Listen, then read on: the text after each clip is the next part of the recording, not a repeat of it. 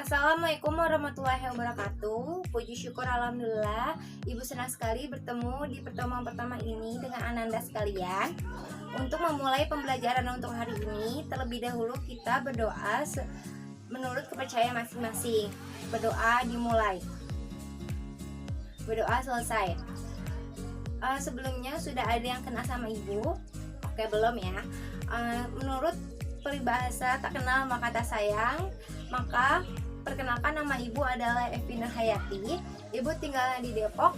Ibu saat ini sedang menjalankan pendidikan di Universitas Indraprasta di Jakarta Timur dan dengan jurusan bimbingan dan konseling. Oke, baik, kita kembali ke materi untuk hari ini, yaitu adalah materi layanan informasi. Ada yang tahu sebelumnya layanan informasi itu apa?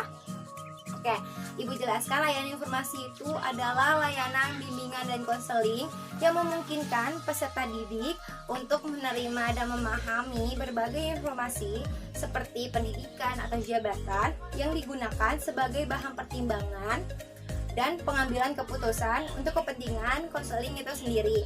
Tujuan dari layanan informasi ini yaitu untuk membekali individu untuk berbagai informasi yang digunakan untuk mengenal diri, merencanakan dan pola kehidupan di sebagai pelajar, keluarga, dan maupun di masyarakat.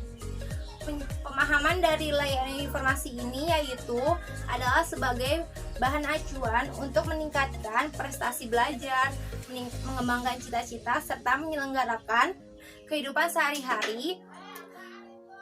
sehari-hari dalam pengambilan keputusan.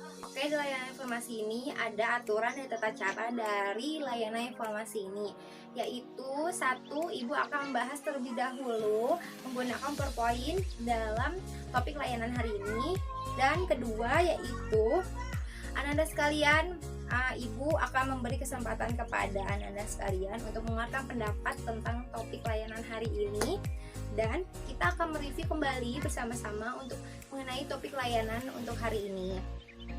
Semoga di topik layanan hari ini bisa bermanfaat dan dipraktekkan di kehidupan di sekolah maupun di masyarakat dan berguna untuk masa depan Anda kelak nanti. Untuk topik layanan hari ini, Ibu akan membahas tentang pergaulan yang sehat di kalangan remaja. Kenapa sih Ibu mengambil topik layanan hari ini tuh pergaulan yang sehat? Karena ini sangat berpengaruh kepada Ananda sekalian, yang bagaimana Ananda sekalian kan sudah semakin dewasa ya, semakin besar. Ananda sekalian pasti akan memilih bagaimana sih pergaulan yang sehat, yang baik, yang bisa membawa dampak positif di kehidupan Ananda sekalian, yang tidak akan terjerumus dalam pergaulan bebas gitu. Dan di topik layanan hari ini, Ibu ingin sekali Ananda sekalian mendengar dan memahami untuk layanan topik hari ini, karena ini akan bermanfaat bagi Ananda sekalian. Oke, Ibu akan memberitahu definisi atau pengertian pergaulan yang sehat itu seperti apa, yaitu pergaulan yang sehat adalah interaksi sosial antara individu yang satu dengan individu yang lainnya dalam kurun waktu yang cukup lama sehingga memberikan tindakan yang saling memberikan pengaruh satu sama lain. Dan juga bisa dikatakan pengaruh pergaulan yang sehat ini adalah hubungan sosial yang dilakukan seseorang dengan orang lain atau seseorang dengan kelompok yang baik secara normal, baik jiwa, raga, dan kehidupan sosialnya.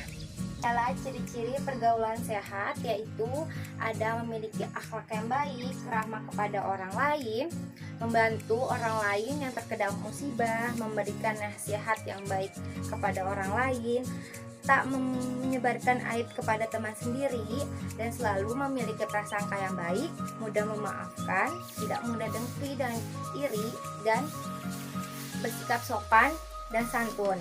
Nah, lalu ada dampak negatif dari pergaulan bebas. Pergaulan bebas itu apa sih? Pergaulan bebas adalah kegiatan yang menyimpang dan melewati batas-batas ketimuran, yaitu adanya ketergantungan terhadap obat, yaitu seperti Narkoba itu adalah obat ya, tapi obat itu adalah yang digunakan yang tidak berlebihan. Dengan digunakan maka akan mengalami ketergantungan obat. Juga mengkonsumsi obat dan minuman terlarang. Selain narkoba, ada namanya itu adalah ganja. Itu juga di Indonesia itu banyak sekali kasus-kasus anak remaja yang sudah menggunakan ganja. Dan minuman terlarang itu seperti minuman yang dilarang oleh pemerintah, seperti minuman beralkohol. Jangan sekali mencoba-coba ya Ananda. Nah, langsung juga ada menurunnya derajat kesehatan. Seperti narkoba, ganja ataupun minuman-minuman terlarang itu jika dikonsumsi terus-menerus itu akan mempengaruhi kepada kesehatan Anda sekalian juga. Lalu juga mengkonsumsi obat dan minuman terlarang. Selain narkoba, ada namanya itu adalah ganja. Itu juga di Indonesia itu banyak sekali kasus-kasus anak remaja yang sudah menggunakan ganja. Dan minuman terlarang itu seperti minuman yang dilarang oleh pemerintah, seperti minuman beralkohol. Jangan sekali mencoba-coba ya Ananda. Nah, langsung juga ada menurunnya derajat kesehatan. Seperti narkoba, ganja ataupun minuman-minuman terlarang itu jika dikonsumsi terus-menerus itu akan mempengaruhi kepada kesehatan Anda sekalian juga. Lalu selanjutnya ada meningkatkan kriminalitas, merenggangkan hubungan keluarga, serta menyebarkan penyakit. Kenapa sih pergaulan bebas ini bisa menyebarkan penyakit? Nah, di pergaulan bebas ini bukan hanya ada narkoba, mengkonsumsi ganja maupun minuman-minuman alkohol. Nah, di sini juga di Indonesia sudah banyak kasus, yaitu adalah tentang seks bebas. Anda pasti tahu kan seks bebas itu seperti apa, dan ini akan mengakibatkan risiko yang sangat tinggi, yaitu penyakit HIV atau AIDS. Nah, penyakit ini adalah belum ada obat penyembuhnya di Indonesia. Makanya ini adalah penyakit yang sangat tidak bisa disembuhkan. Lalu adanya menurunnya prestasi. Nah, di pergaulan bebas ini juga berpengaruh dalam prestasi otak Anda sekalian juga, kan bisa seperti malas belajar. Itu sangat pengaruh bagi menurunnya prestasi Anda sekalian ya. Lalu ada contoh pergaulan sehat itu seperti apa sih? Nah, di sini contoh pergaulan sehat yaitu adanya ikut organisasi Karang Taruna. Nah, di sini Anda sekalian bisa mengikuti di masyarakat yaitu Karang Taruna. Ini adalah salah satu contoh pergaulan yang sehat yang anggotanya mengikuti kegiatan sosial. Nah, lalu di sini ada ikut organisasi pecinta alam. Siapa di sini Anda sekalian yang suka mendaki ataupun menyelam? Ada. Oke, di sini Anda sekalian bisa mengikuti kegiatan organisasi pencinta alam ini, yaitu dengan mengajarkan Anda sekalian untuk lebih cinta terhadap alam dan bertahan hidup, dan mengajarkan tata krama bagaimana sih etika saat mendaki gunung ataupun di laut. Nah, selanjutnya yaitu ada kelompok belajar. Kelompok belajar ini juga bisa dimanfaatkan oleh Anda sekalian sebagai pergaulan yang sehat untuk menemukan teman-teman yang seperti ada yang kurang motivasi untuk belajar, seperti itu, untuk menumbuhkan semangat belajar kepada anak-anak sekalian. Lalu adanya kegiatan ekstrakurikuler di sekolah. Nah, di sini juga Anda bisa memanfaatkan kegiatan ekstrakurikuler di sekolah. Di sini manfaatnya yaitu adanya Anda sekalian bisa memanfaatkan untuk mengembangkan minat dan bakat Anda sekalian. Lalu Selanjutnya ada kelompok belajar. Kelompok belajar ini adalah salah satu pergaulan yang sehat yang karena adanya suatu kelompok belajar yang terdiri dari anak-anak yang memiliki kecerdasan yang berbeda sehingga menumbuhkan semangat belajar. Lalu di sini ada ikutnya kegiatan ekstrakurikuler di sekolah.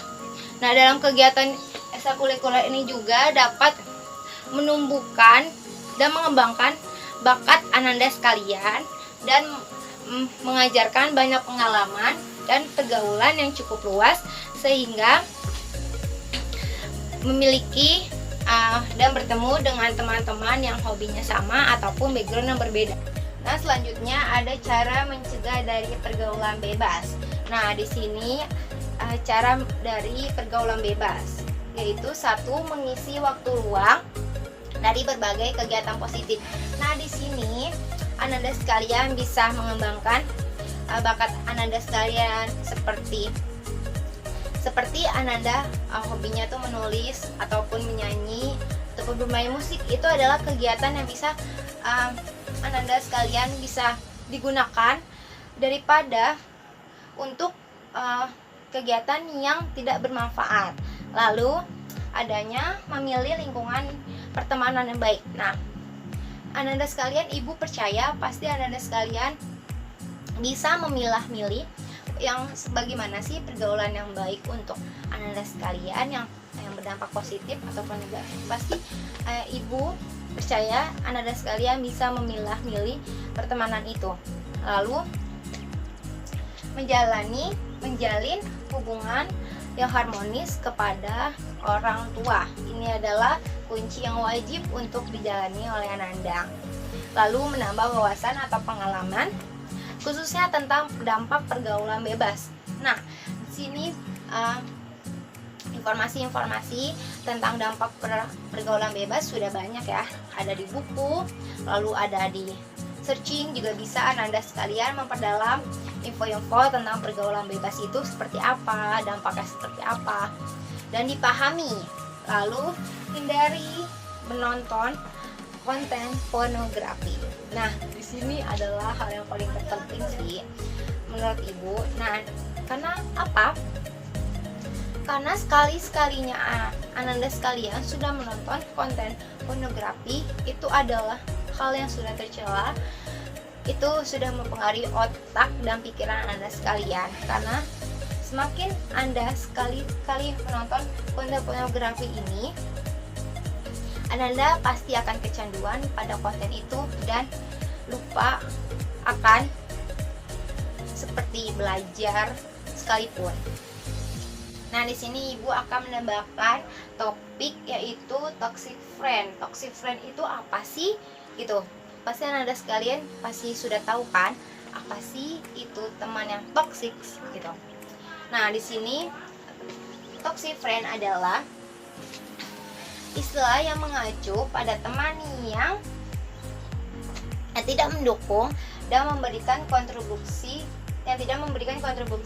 positif kepada kehidupan Anda. Nah, mereka selalu memberikan efek negatif pada kehidupan Anda sekalian dan juga mereka yang membuat Anda stres dan sakit hati seolah sebagai racun di kebahagiaan maupun kesehatan mental Anda sekalian. Nah, toxic friend ini sangat-sangat harus dihindarkan. Nah, Anda sekalian pasti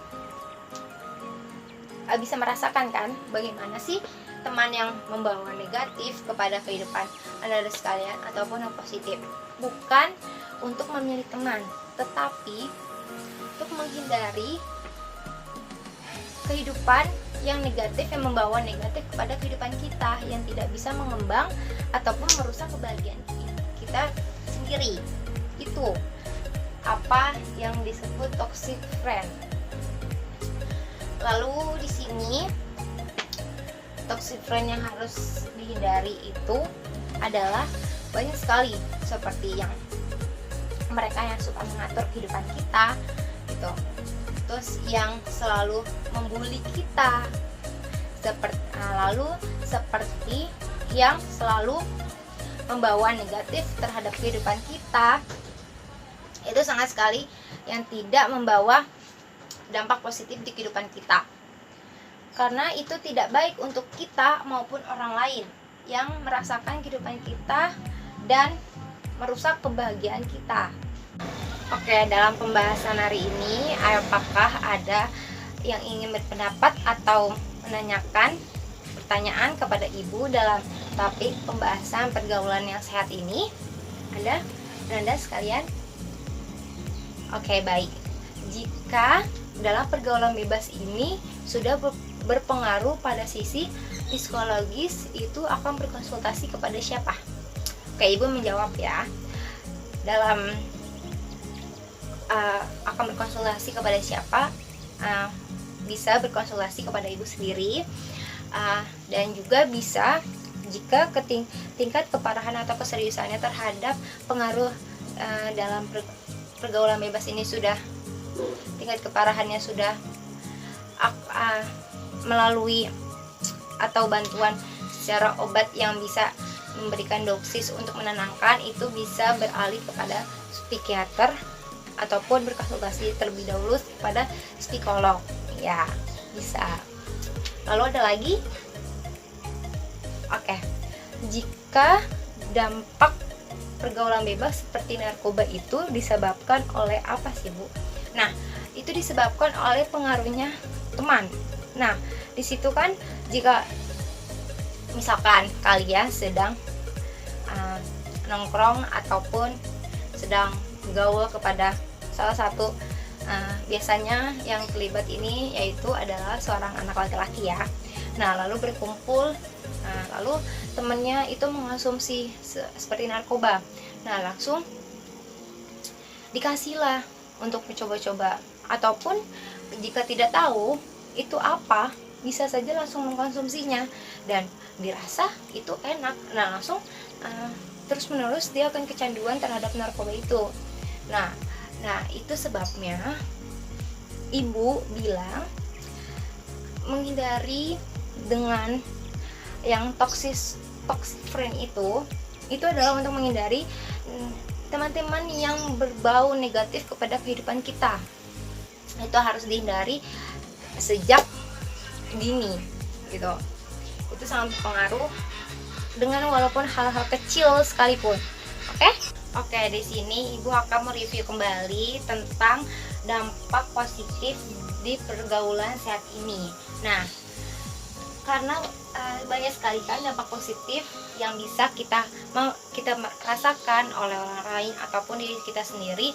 Dari manfaat dari dampak positif ini sangat berpengaruh bagi masa depan kita, maupun di masa remaja kita ataupun sampai masa dewasa. Karena di masa depan pun berpengaruh dalam pergaulan sehat ini, karena kita sudah menemukan orang-orang yang sudah terpilih, yang berarti sudah memberikan kontribusi positif kepada kehidupan kita dan mendukung apapun masa depan yang kita bisa capai. Nah, lanjut, ada juga dampak negatif dari pergaulan bebas. Nah, di sini juga pergaulan bebas itu berpengaruh pada masa depan kita juga. Masa depan kita sangat hancur dan juga dirasakan bukan pada diri kita sendiri, dan juga bisa dirasakan kepada keluarga maupun di lingkungan sekitar. Nah, dari dampak negatif dari pergaulan bebas ini yaitu masa depan kita hancur gitu.